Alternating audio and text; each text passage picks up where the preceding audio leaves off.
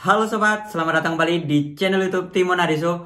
Oke sobatku, pada hari ini kita akan bahas tentang YouTuber pemula lagi ya teman sekalian. Jadi di sini kita akan bahas sampai kapan kita mau nonton video kita sendiri. Jadi sampai kapan kita tuh mau upload video, nonton video sendiri menggunakan beberapa HP Android seperti itu. Nah sampai kapan? Kalau semuanya kualitas konten kita itu nggak diperbaiki, kita hanya menggunakan dengan teknik upload video seperti itu. Memang bener sih, pada saat kita melakukan itu, video kita itu direkomendasikan via YouTube. Tapi durasi tontonnya panjang itu karena kita nonton sendiri. Tapi kalau orang lain itu nggak suka sama video kita karena kualitas konten kita nggak bagus, mereka nggak akan nonton lagi. Oke, di sini teman sekalian, saya bukan mau mengajarkan tentang cara saya yang benar seperti apa, tetapi memang sih dengan cara upload video ini bisa membantu kita, bisa membantu channel YouTube kita itu naik, ratingnya naik atau rekomendasinya naik. Bahkan algoritma YouTube itu bisa bekerja di channel YouTube kita. Tetapi tidak menutup kemungkinan teman sekalian, pada saat kualitas konten kita nggak kita perbaiki dan mereka itu nggak mau nonton lagi sama video kita, hanya kita terus yang nonton video kita, itu nggak akan naik teman sekalian, itu nggak akan berkembang. Video atau channel YouTube-nya akan di situ-situ aja, bahkan orang akan bosen. Bahkan apalagi kalau kita membuat konten tuh itu aja, nggak ada perubahan. Jadi hari ini bahas A, besok bahas B, nanti besoknya bahas C, nanti bahas A lagi, bahas B, bahas C, sampai kapan? Mau sampai kapan? Jadi di sini buat teman sekalian, kalau teman-teman mau menjadi YouTuber yang benar-benar menjadi seorang YouTuber, teman-teman sekalian harus banyak mencoba. Banyak mencoba itu dalam artian seperti apa? Banyak mencoba itu seperti ini ya. Kita harus mencoba sesuatu yang baru. Kira-kira di dunia YouTuber atau teman sekalian semuanya, konten teman-teman itu tentang masakan. Di dunia masakan, kita jangan membuat konten-kontennya yang memang benar-benar sudah ada di YouTube. Memang boleh sih kita membuat konten-konten yang ada di YouTube, itu nggak apa-apa. Semuanya kita kan bersaing tuh di sana. Tetapi kalau saran saya pribadi teman sekalian, teman-teman harus kreatif. Kreatif tuh dalam artian gini, kita harus cari jenis konten yang sedang viral. Yang sedang rame itu apa? Yang mereka sedang bahas itu apa? Yang lagi trending sekarang itu apa? Nah, kita bikin konten yang seperti itu supaya video kita itu memang benar-benar disukai para subscriber dan mereka datang ke channel YouTube kita dengan alami, bukan hasil tonton sendiri. Kalau tonton sendiri ini hanya untuk memancing aja supaya channel YouTube kita itu direkomendasikan ke YouTube. Tapi kalau semuanya, Mas, ini kok saya sudah nonton berulang-ulang tapi sistem rekomendasinya itu nggak bekerja, nggak jalan-jalan, dan view saya itu nggak naik-naik. Nah, di sini berarti ada kesalahan. Lihat aja retensi durasi tonton teman sekalian. Kalau semuanya melakukan upload video atau teman-teman itu menonton video sendiri, kan kita bisa lihat tuh durasi tontonnya pasti tinggi karena kan kita nontonnya durasi full. Semuanya video kita itu durasinya 30 menit. Nah, kalau kita nonton dari 1-2 akun gitu ya, secara otomatis durasi tontonnya akan panjang. Tetapi akan berakibat buruk pada saat orang lain nonton video kita. Mereka itu kan durasinya panjang nih 30 menit. Tetapi mereka hanya nonton mungkin 1 menit, 2 menit karena membosankan.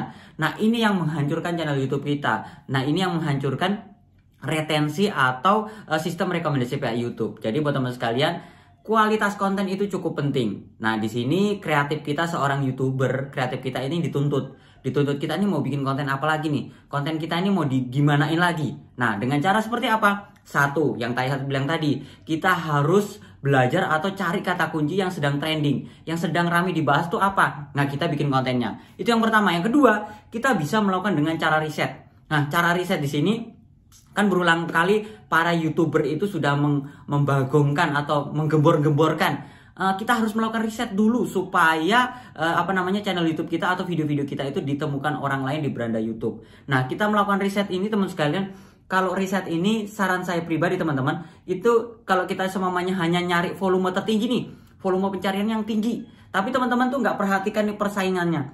Persaingannya banyak nggak? Kalau semuanya persaingannya tinggi, volumenya memang tinggi nih, pencariannya banyak. Cara menjadi seorang YouTuber itu kan volumenya tinggi tuh, pencariannya banyak. Tapi persaingannya tinggi juga teman-teman. Yang membuat tutorial tentang itu kan banyak juga. Nah, teman-teman coba belajar riset. Gimana caranya menemukan sebuah kata kunci yang banyak pencariannya tetapi sedikit persaingannya. Nah, sedikit persaingannya ini biasanya kita lebih ke dalam lagi ya. Semuanya tutorial cara membuat YouTube seperti itu ya. Itu kan tutorial umum ya. Kita coba masuk ke lebih dalam lagi. Lebih dalam tuh semuanya sekarang yang lagi rame tentang super tank ya. Nah, yang bahas tentang super tank kan ini masih baru nih karena belum terlalu banyak. Nah, teman-teman bisa bahas nih tentang super tank. Pertama, Super Thanks itu bukan hanya cara daftarnya, mungkin fiturnya seperti apa, cara mendapatkannya seperti apa, cara lihat penghasilan Super Thanks itu seperti apa. Kan banyak tuh. Kita bisa bikin tutorial bertahapnya. Nah, jadi hanya dengan Super Thanks ini aja kita bisa bikin tutorial banyak begitu. Nah, sama dengan juga masak, teman sekalian. Masak ini dalam artian begini, semuanya yang lagi rame sekarang minuman kekinian. Nah, minuman kekinian tuh mungkin dalgona atau seperti apa. Nah, dari minuman ini, teman sekalian, itu kan bukan hanya satu. Kita bisa membuat minuman beberapa jenis. Nah, dari sini teman sekalian kita dituntut sekreatif kita, gimana sih caranya supaya orang itu suka nonton video kita dan berlama-lama nonton video kita. Kalau mereka itu nggak mau nonton berlama-lama, membosankan, nah hati-hati. Siap-siap aja teman sekalian pasti kecewa. Kecewanya apa? Video kita nggak bakal direkomendasikan via YouTube. Karena apa? Kalau nggak ditonton durasinya lama, teman-teman, itu YouTube itu nggak mau merekomendasikan bahwasanya video kita atau channel YouTube kita itu nggak bagus. Nah, YouTube itu sistem rekomendasinya bekerjanya seperti itu. Algoritma YouTube tuh bekerja seperti itu. Kenapa video artis atau video-video orang lain tuh kadang-kadang dia hanya ngupload 1-2 video, tapi view-nya rame. View-nya rame, bertambah, subscribernya cepet. Jadi gini ya teman sekalian, kalau view kita udah rame, disukai orang, subscriber itu nggak perlu dicari. Subscriber itu akan datang dengan sendirinya. Nah, dengan datang dengan sendirinya seperti apa? Karena mereka suka sama video kita. Contohnya sederhana nih, teman-teman suka sama video saya karena penyampaian saya mungkin apa adanya begitu kan. Nah, teman-teman melakukan subscribe ke channel YouTube saya. Nah, tidak menutup kemungkinan juga teman sekalian pada saat teman-teman melakukan subscribe. Nah, teman-teman kan tuh punya jumlah subscriber tuh. Kan biasanya tuh yang mensubscribe channel YouTube saya pernah nge-review ya, beberapa channel YouTube yang mensubscribe channel YouTube saya. Itu subscribernya tuh jutaan. Bahkan saya sempat kaget. Wih, subscribernya jutaan padahal videonya tuh hanya beberapa. Dan di situ diisi hanya video-video short. Nah, pada saat mereka melakukan subscribe ke channel YouTube saya, mereka nonton video saya berlama-lama, sistem rekomendasi YouTube atau channel YouTube saya itu bekerja. Nah, video saya itu muncul tuh di berandanya para subscriber mereka. Jadi, seumpamanya satu orang subscribernya 1 juta, video saya bisa ngintil ini karena si A ini nonton video saya. Cara kerja YouTube tuh seperti itu, cara kerja YouTube. Jadi, buat teman sekalian, supaya view-nya tambah rame, nah itu tadi, supaya view-nya tambah rame, buatlah orang itu suka nonton di channel YouTube kita. Ada cara sederhana lagi teman-teman, ada cara sederhana yang sangat simpel supaya orang itu betah nonton video kita. Yang pertama kita bisa menggunakan wajah kita. Semuanya teman-teman, jadi kalau di depan kamera atau kita lagi nge-vlog atau nge-YouTube, usahakan itu bersih, rapi, udah mandi. Nah, contohnya saya nih, kan tampang saya ini seadanya nih. Jadi saya bikin konten itu, pertama saya pakai jam tangan. Kalau teman-teman lihat, jam tangan saya mati nih. Ini hanya variasi doang. Jam tangan saya mati nih. Habis itu yang pertama.